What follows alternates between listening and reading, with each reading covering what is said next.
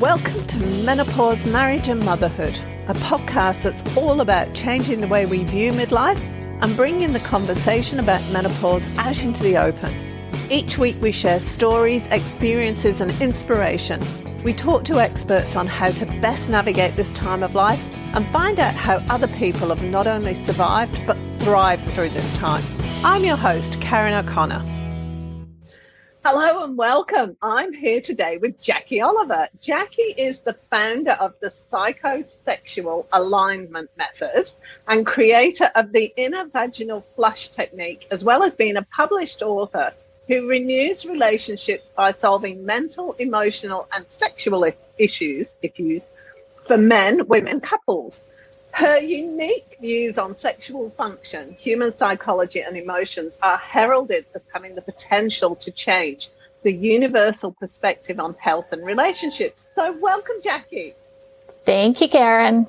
Did that kind of sum it up, what we're going to talk about? Well, yeah, I did. Very well. So, first of all, give me a little bit of background on yourself.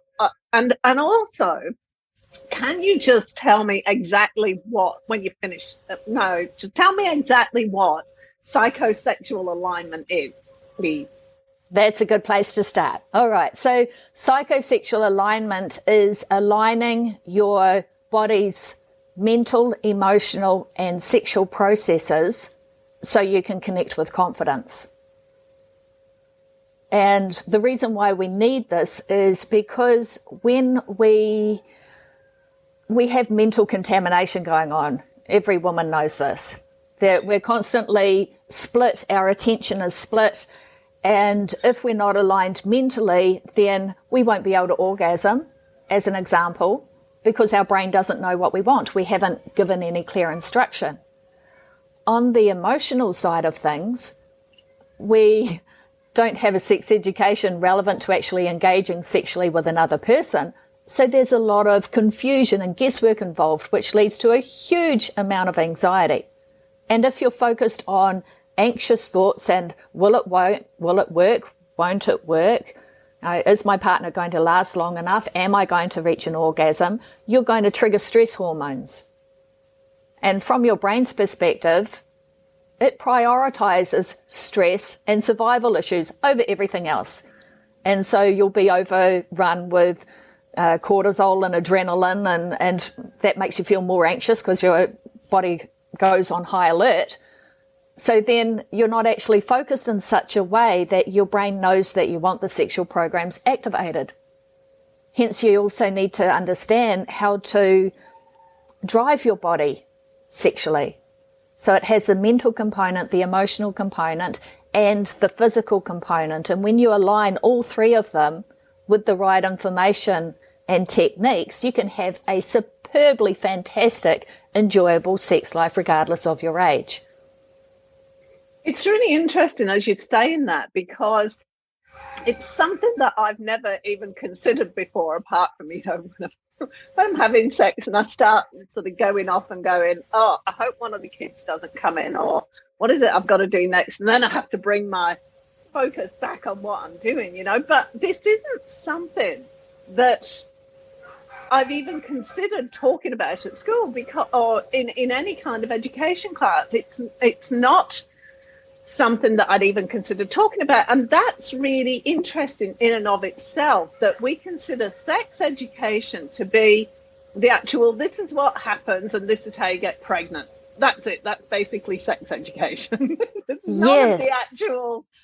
This is how you keep your long-term relationship happy and healthy for the years to come. If parents were looking at it from this perspective, they're like, oh my gosh, of course they obviously need this. It's an absolute no-brainer. But we don't have this sort of insightful knowledge. And so there's a lot of, as I mentioned, confusion and guesswork involved. So what do teens do? They actually become more promiscuous because they're trying to figure things out. And they want to know that they've got it right at the time they meet someone they really love, they really care for, and they want to be in a long-term relationship with. They want to know that they're going to succeed, especially young men. Absolutely, especially because a male will take on that caring role, that dominant role, that natural leader role. You can't change thousands of years of evolution. That's the male focus. And if he can't last long enough, and it's most people think that premature ejaculation, kind of goes hand in hand. Well, it actually kind of does through masturbation with boys. So they train themselves to ejaculate early because masturbation is something that they shouldn't be doing or they feel ashamed about. And so they try to release pressure just as fast as possible. But they unwittingly train their body to fast release, full stop, from now on.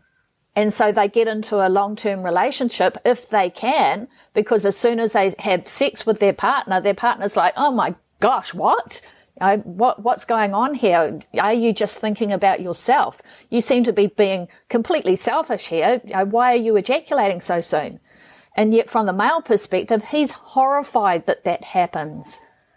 And just to give an illustration of the age groups, I'll give you two illustrations, one with premature ejaculation. I had an 18-year-old who came to me some years ago, and he had a premature ejaculation problem. And he had actually asked his father, he says, Dad, this is really embarrassing. I've got this problem. It's called premature ejaculation. I ejaculate too early. What can I do about it? And you know what his father said? He said, oh, son, I'm so sorry. You probably got it from me. I've had it my entire life. There's nothing you can do about it. So luckily the son didn't listen to his father, contacted me. I gave him the right knowledge and the technique that he required so that he could not just last longer, but truly be able to enjoy sex as an adult and have a mutually satisfying sex life with a partner instead of a long-term anxiety problem. And then he went back to his father and he said, oh, here's Jackie's number. You need to get yourself sorted, Dad, really. So that was one example. Now, another 18-year-old was referred to me by a counsellor. So he had had a lot of issues through school, from marijuana use to drinking to just feeling out of sorts. So his parents had put him in therapy after the marijuana, and they had said to him, well, don't have, you just can't have this anymore. And so he said, well, you're taking away from me the only thing that makes me feel like I want to live. And his parents were completely horrified. But they also didn't know that their 18-year-old son had a weak erection problem. It's known as erectile dysfunction by the medical world. They'll tell you that there's a blood flow problem. Yes, there's a blood flow problem. If your mental and emotional aspects aren't aligned when it comes to sex, you're going to have a blood flow problem because your brain doesn't know what you want. So he had this weak erection problem. He was only 18. He was completely freaked out. He would drown himself in the alcohol and drugs as a part of it. So all of these things are part and parcel. If you have a teen that has suddenly completely gone off the rails, yes, it might be alcohol, yes, it might be drugs, but before that, it can be a sexual function issue, which is leading to a huge amount of anxiety and stress. So I helped this young guy solve the erectile dysfunction problem. We addressed the anxiety and stress so that whenever he was feeling stressed, he would apply the emotional reset technique. Through that, within a week, he said, Jackie, I was at this party. I didn't want any alcohol. I didn't want any drugs. He had actually used it to stop smoking, but went to the party, didn't want any alcohol, didn't want any drugs. He was just happy being himself. So if you look at so many problems in society that lead to depression, that lead to addictions, that lead to drug and alcohol abuse, 80% of people of all ages suffer from sexual function problems because they don't know what to focus on. And for a male, it's like walking a tightrope. As a female, we just get to lie back and enjoy ourselves or sit on top or do whatever we're doing, but our primary focus to reach orgasm is to enjoy ourselves. Now, for a male, he's got to write walk this tightrope. He's got to stay hard for the whole duration it takes for a woman to decide she's had enough foreplay. Then when she says, okay, I've had enough, put it in, or I want you inside me, he needs to be ready at that moment to be able to penetrate without any problems, still stay hard and in control, and be able to reach that desired amount of intercourse time. When a woman feels like she's had enough and she's done, she's like, okay, you can come now. And then, of course, she's wanting him to literally come now. Now, when he understands how to balance his sexual focus between himself, his partner, and the actions of sex, he's like, sure, honey, and boom, it'll happen within a minute. But if he's too focused on her, he can keep going and going and going and going. And this often happens, ED, that weak erection problem, happens a lot with very caring men because they put their partner absolute forefront. And so it may start during foreplay. He puts all of his attention on his partner. What's going to happen? His brain isn't going to receive enough arousing signals for him to keep the hard erection. So he starts going soft. What does she think? He doesn't love me. He's not attracted to me anymore. What if he's having an affair? And he's like, I'm doing absolutely everything that I can to please her. Why am I losing my heart? What am I doing wrong? And because he doesn't have any knowledge to reference the problem against, he's got no idea what he is doing wrong now. He's got no idea what he was doing right before.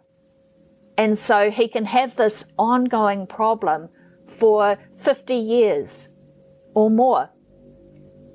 I once had a client who booked in with me. He was 72 years old, had a lifelong premature ejaculation problem, and had been losing erection hardness for the past 5 years as well. And I sorted him out, phoned me a week later. I'm sorted, Jackie. No problems at all. And my wife is now enjoying sex, and they were in their 70s. And he says, gosh, I wish I had talked to you 50 years ago. At that point in time, I was like, wouldn't have been a chance of that. But this is how long these problems last. And as myself, I was unable to reach an orgasm. There's around about 20% of women who are unable to reach an orgasm at all. Doesn't matter what's done to them, it just doesn't happen. And I was in that category. So I got to the point where I was completely against sex because there was nothing in it for me other than remorse and regret and pushing down on myself that I couldn't be normal. And after a period of time, that really plays on a person's self-confidence and self-esteem. And this is another thing that pushes people towards alcohol, drugs, depression. So there are all of these variables that can come into play here, and they generally affect a person's desire for sex over a period of time. Now, if a woman is in a relationship with a partner that may have a premature ejaculation or erectile dysfunction problem, that's going to make it, I was going to say, harder for her to reach an orgasm. There are a lot of puns in my work, honestly. I like to make it easier for people, and that it is normal, and these problems are normal because we don't have a sex education relevant to being in a long-term relationship with another person. So we have all of these challenges. Now, if she also has problems reaching an orgasm, then she's perhaps going to reach motherhood and have the perfect reason not to have sex. Because, yes, there's a huge amount of energy and effort involved in being a mother. So obviously there's going to be less energy for sex anyway. But a person can really use that reason to not engage. Now, the male understands this perspective. However, he's starting to feel a little bit like a fish without water because he's not getting his oxytocin fix. See, a woman has 80% more oxytocin, higher oxytocin levels than a man. We can just hug, hold hands and just totally get off on that. But a male doesn't have that naturally high level. He gets that boost of oxytocin through orgasm, through intimacy with his partner. Now, if she's expecting a dissatisfying experience sexually, she's not going to want to have sex. She's not going to want to even kiss and cuddle, because for most men, a kiss and a cuddle, even the word connection, means sex. It means coming together. It means building that emotional connection through intimacy. But the more problems there are, the more variables there are that are contributing, the less a partner wants to have sex. And it can simply be no sexual function problems at all, but a partner's had a porn sex education. Hard and fast, constant change of position. There is no time to get in the zone. Remember that the female hasn't had a sex education relevant to engaging sexually. So her mind is all over the place to start with. She may be feeling a little bit disconnected because she thinks he's thinking about his porn technique. So she's feeling emotionally disconnected as well.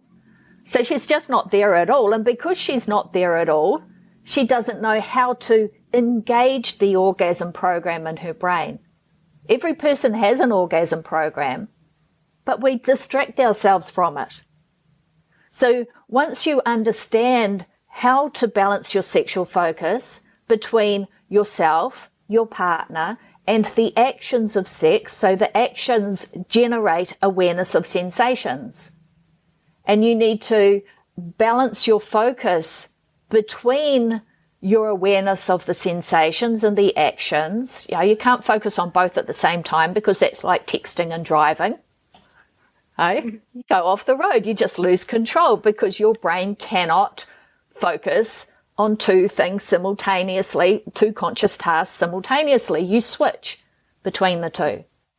Now, if you have no confidence in what you're supposed to be switching between, or if this happens, what to switch your focus to, what's going to happen? You're going to trigger the stress response in your brain.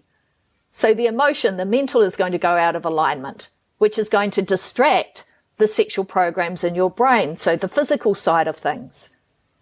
So really, it's all about balancing our focus between ourselves, our partner, and the actions of sex. And when you do that correctly, sex becomes like a dance, a very beautiful and amazing dance where you're just feeling more and more connected, and your partner is leading you around the dance floor. So leading you and bringing you into this more delicious awareness of sensation, or this more amazing feeling of connection.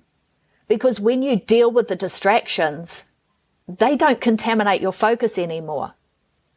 And so you're able to reach that deeper level of connection. It comes to the point where menopause doesn't become men on pause. It just becomes, a shift going on within the body, but still wanting, here we go again, still wanting to come together to actually unite as a couple in a sexual way, because you know how to deal with the inner vaginal dryness that comes with it. I've got to find another way of saying that instead of that comes with. So that just comes with the state of perimenopause and that part of a woman's life. It's interesting that you're saying all that, because the oxytocin thing, the male levels of oxytocin, if I'd known that 25 years ago, that would have made a massive difference for me. I mean, John had his moments of I'd be cooking in the kitchen or doing something like focused. We got 4 kids, like mealtime is a major preparation thing. And John would come up behind me and he'd be grabbing me and be just like, get off, just get right now. It's not the best time, darling. But I couldn't understand when we had physical contact, but he needed sex so much more than I did. I just couldn't understand that at all. But that makes sense. And I think that knowing that about the oxytocin would have made a big difference for me personally. Whether I would have used it to make myself wrong, probably, but at least I would have understood a little bit more, and it would have made, his actions, it would have given more explanation for his actions. Yes. And it actually gets really difficult for a male when his partner starts going through perimenopause. Like, that's really going to happen round about mid-30s, mid to late 30s, sometimes earlier, sometimes later. But it can last up to 10 years. And one of the common symptoms with that is inner vaginal dryness. Now, this is the type of dryness, it doesn't sound like much at all. But from the female perspective, it feels like your insides are being rubbed with very coarse sandpaper. And when it happened to me, it was just like, I wanted to run for the hills. I was like, no, wait, no, you're not going anywhere near there. Just not going to happen. And I was like, well, gosh, I had spent so many years feeling devastated that I couldn't orgasm, that I couldn't feel fulfilled as a human being. It's like, I'm not going to let that keep me down. I'm going to figure out what's causing, not even what's causing that. Don't need to know what's causing that. I want the solution. And so I applied a healthy dose of logic, which I do with all of my work, but also the advanced knowledge that I had came to over the years and developed the inner vaginal flush technique. Now, this is very similar to the flush mechanism on the toilet. You push the button and it flushes all of the internal walls. But instead of pushing a button, it's a muscular action. It's a pushing down action with your vagina. As though, if you want to try it now, it's as though you're blowing a bubble with your vagina. Like, now you can have fun with this. You can imagine that you are blowing a kiss to your partner with your vagina. Yeah. If you want to understand the full technical aspect of this, it's the same action as giving birth. It's the same action as ejecting a tampon. And actually, the more you practice this technique, you can actually eject a tampon just for the fun of it. Right? Because your muscles will get strong. And of course, the increase in blood flow is also going to help you more easily turn yourself on as well. Because what happens also over a period of time, for whatever reason you've lost interest in sex, because we don't have the higher levels of testosterone that a male has, which is also like, he has about 80% more. So he's constantly thinking about sex all day, every day. There is very rarely a day goes by that a male will not think about sex, at least once, maybe 10 times. So he doesn't lose that. However, us females, for all of the reasons, can lose our desire for sex, but we don't have that natural switch back on. So, and this is one of the other reasons why women can lose interest in sex after having children, because all of their focus has become completely centered on the children. The children are just dominating her focus. So if she doesn't have any sexual thoughts, or if she's not dressing sexily anymore, because it's just easier not to put that effort in, then she's not going to be giving her brain any arousing signals. Her libido is not just going to magically switch back on by itself. It doesn't work that way. Our brain doesn't work that way. We need to adjust our focus. So we can do this by wearing sexy lingerie, wearing clothes that look nice on us and make us feel attractive. The big thing for women, if we're not feeling attractive, do we want to have sex? No. So what's really interesting is that understanding men are always turned on for sex, ready to go. Now, if he has a partner who loses interest in sex for a period of time and then suddenly switches back on, suddenly decides, actually, I'm one half of a partnership here. My partner didn't sign up for a celibate relationship. I've got to do something about it. You've also got to understand, well, if he hasn't been having regular sex, that in itself can cause some performance anxiety. So he may initially have some early ejaculation or weak erection problems. Now, this comes back to the fact that there is no sex education relevant to being an adult. So when they have a problem, they don't know what they're doing wrong, what they're doing differently. They're just trying to pick up on what they thought they were doing before. But if they get the balance out of sync, the wrong balance between themselves, their partner, and the actions of sex, they can have a lifelong problem from that moment.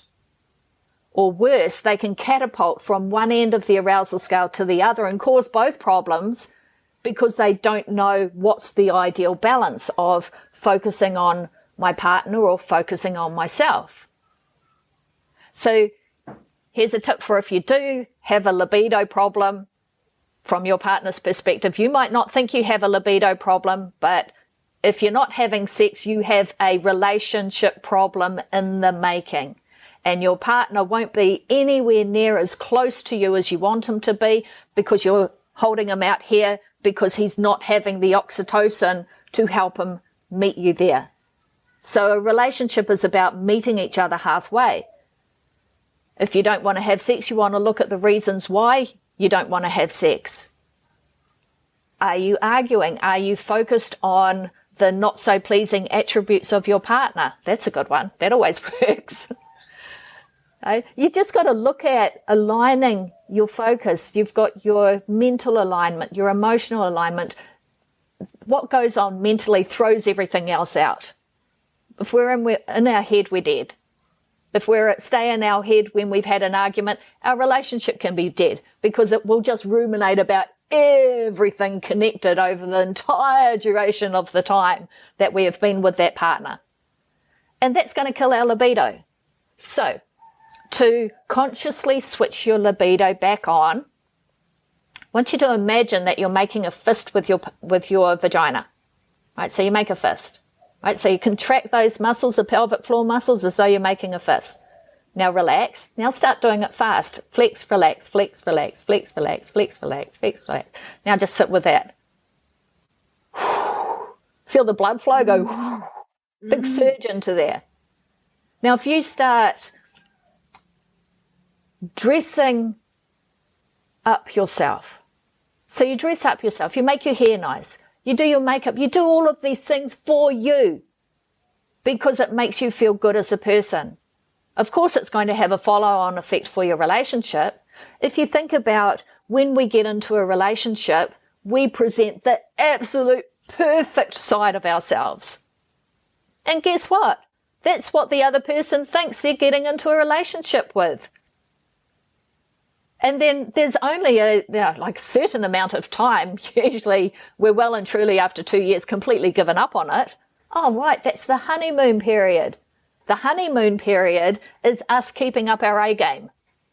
For that period of time where we focus on the best in our partner, we focus on being our best, we don't dress like a slob, we're not a slob around the house, we clean up after ourselves, we're caring, we're loving, we're agreeable.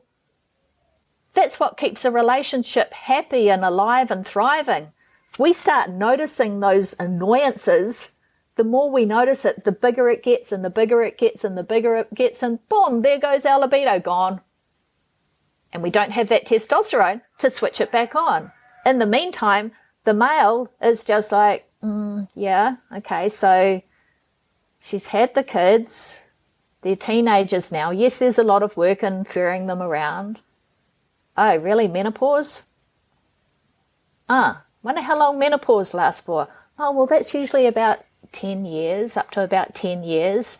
And then if she's got the inner vaginal dryness as well, which the medical will tell you, well, you've got to keep doing HRT, you've got to do the therapies, you've got to put this inside there. But you don't. You just need to consciously align the mental, the emotional, and the sexual. The mental, the emotional, which controls the physical. And from there, with the right actions, with the right techniques, the right knowledge, you can just tweak your focus. So you're balancing it between yourself and the actions required to keep yourself turned on, the actions required that will lead you to an orgasm without any problems quite easily because you're able to focus. From the male perspective, it's the actions which enable him to stay hard and in control. the actions which help him to feel aligned and with raised levels of oxytocin, because when there aren't any sexual function problems, it takes away the impediments to connecting on that deeper level. You actually want to connect because you know how important it is to sustain your relationship. I hear from so many men who just don't know what to do with themselves because their partner has reached a certain age and just doesn't want to have sex anymore and seems happy about it. And then the female will contact me. It's like, well, I don't have any problems. I feel free. I feel so liberated. It's like, yes, but you married. And in the choice of taking a partner as your husband, you made a commitment to the relationship. This sex aspect, this is what he needs. And it's not about getting his rocks off. It's about helping him build that deeper level of connection within himself so he feels aligned as a man, so that he can then put his focus and his energy on pleasing his woman. But if he's not getting that sexual fulfillment, he doesn't have that drive to engage on an emotional level with his partner, to really deepen that connection. He just doesn't have the motivation. It's just not there because he's feeling the stress hormones. When cortisol is high, oxytocin's low. More stress, less oxytocin, less feelings of connection, less dopamine, less desire to connect. Our bodies have the greatest chemical lab on the planet. We can create all of these hormones, and yet our brain is going to focus on production of stress hormones first because they're necessary for our survival, then sex hormones, then happy hormones. If we're constantly triggering ourselves, all that production goes into stress hormones. And that's worse when a woman reaches perimenopause because her ovaries start shutting down and her adrenals take over production of the sex hormones. But the adrenals are going to prioritize stress hormones first. And we just go into overproduction, mass overproduction. We are legendary at generating stress hormones. We are just so good at it. We exhaust ourselves, quite literally. And that's when nutrition comes into play. Because if we're not feeding our body lots of vegetables and fruits and healthy fats and healthy proteins, then what is our body going to use to build those hormones?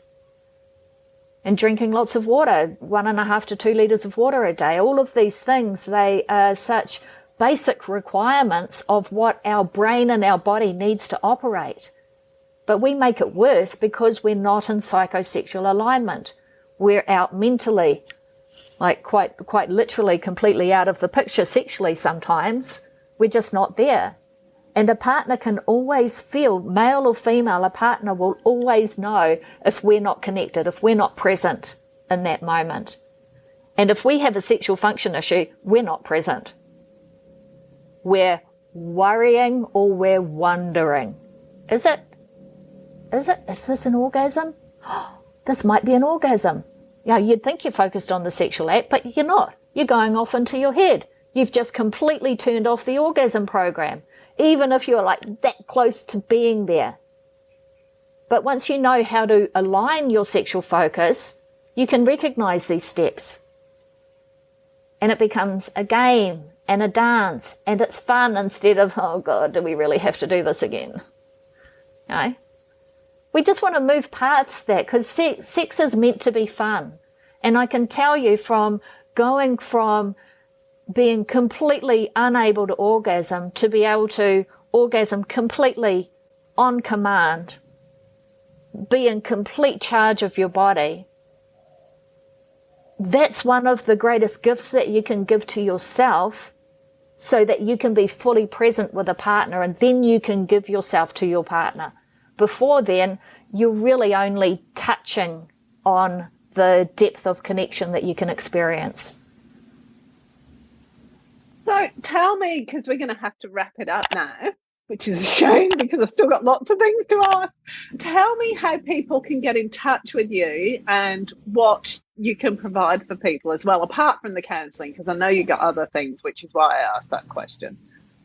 All right. So I have sex mastery programs for men and women, but a great way to get started is to go to my website, endtheproblem.com/more, for a report on that just gives you some insights on what's really going on with these functional problems and how you can best address it. And there are links to the website from there.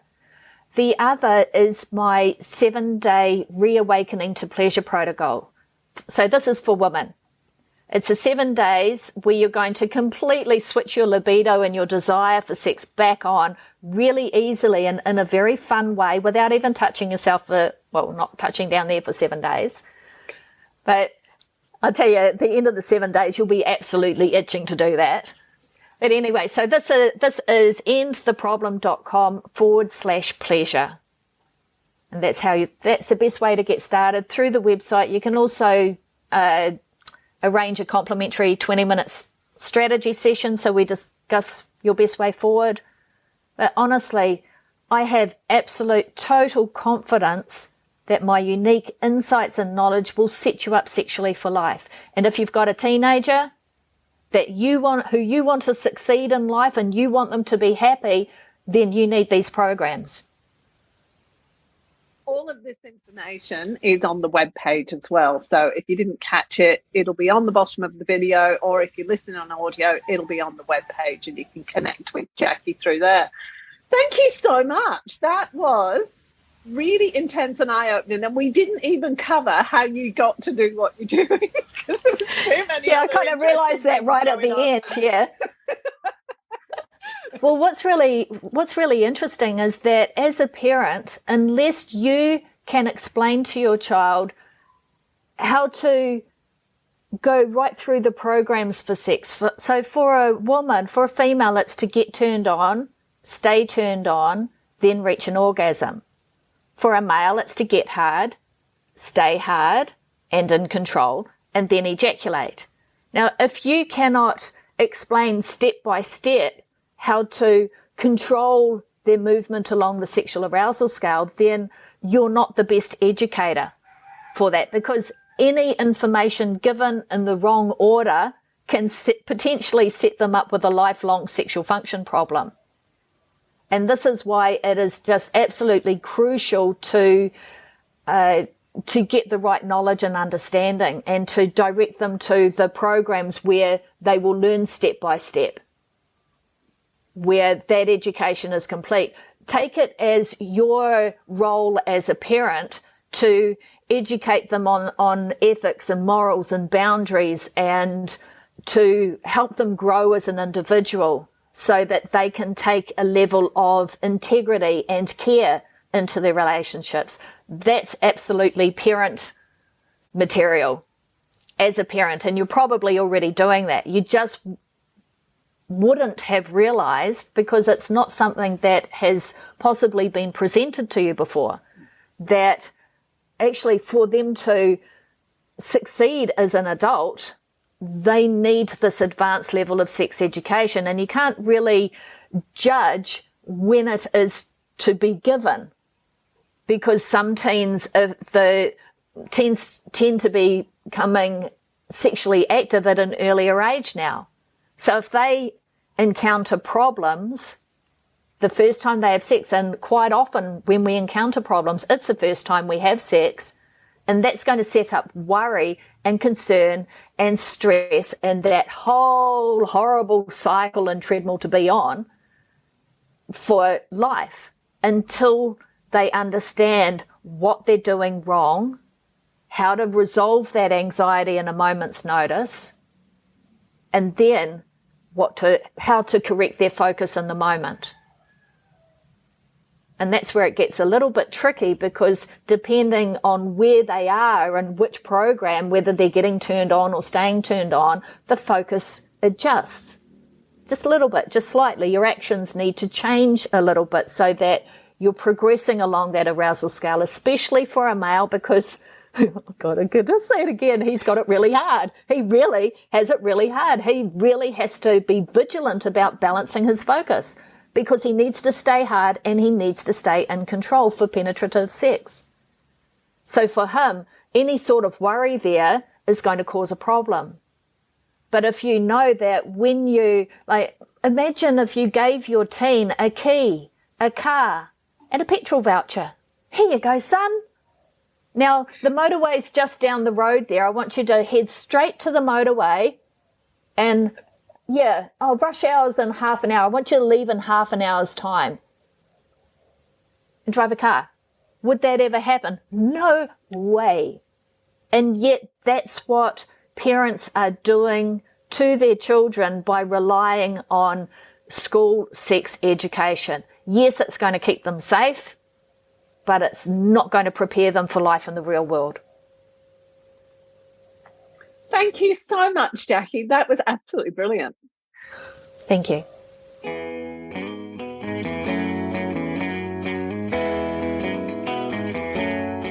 Thanks for joining us this week on Menopause, Marriage and Motherhood. Make sure you subscribe to the show on your favourite player, and while you're at it, we'd love you to leave us a rating on iTunes, or if you'd simply tell a friend about the show, that would be amazing too. Be sure to tune in next week for the next episode, and remember, if you're busy thinking about what you can't have, how on earth are you going to enjoy what you can have? See you next week.